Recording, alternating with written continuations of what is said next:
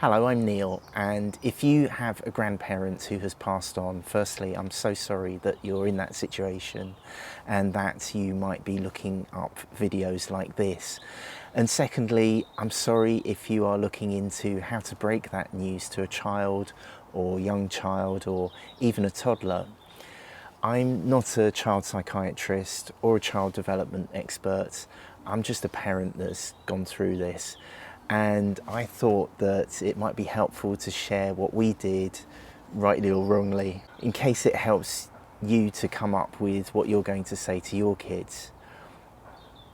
We didn't know how to tell our kids, who were 2 and 4 at the time, that Nanny, my mother, had died. She had secondary progressive MS, so they saw that she was frail and often in hospital. When she left us, we had no idea what to tell our kids. So we planned out something to say to them. Well, it was mostly my brilliant wife who wrote this and ran it past me, and I thought it was perfect, and we will share it with you. It's very short.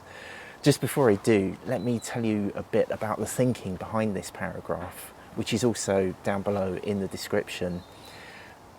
We wanted it to be short.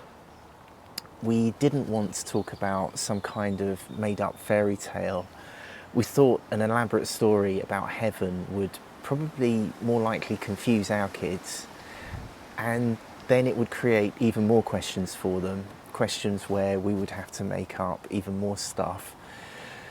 This was just to break the news and let them know that it happened and Nanny had passed away, so that any longer discussion about the meaning of life, that could happen separately. But we needed to break the news first. We also wanted it to be matter of fact, so that they could process it in their own time, and obviously we would give them a big hug. There's no good way of saying this, and a lot of bad ways of saying it. This is what we chose, for good or bad, and I'm hoping that it helps someone somewhere, sometime. This is what we told them. You know that Nanny's been very poorly and that she can't be mended. Well, I'm sorry that last night she died. It's very sad. We're all going to feel very sad for a while because we won't see her again. But she loves us very much, and we can talk some more about this anytime you want. And then we gave them a hug. It was deliberate that we talked about her loves us in the present tense to keep her with us. When we dropped this news, we didn't know how they would react. They were silent, totally silent. And then they gave us a big hug, which is probably what we needed.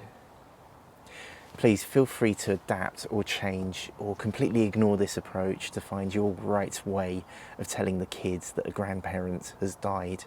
And if this does help, thanks for letting us know with a comment or a thumbs up. And here are some happier videos about being a dad.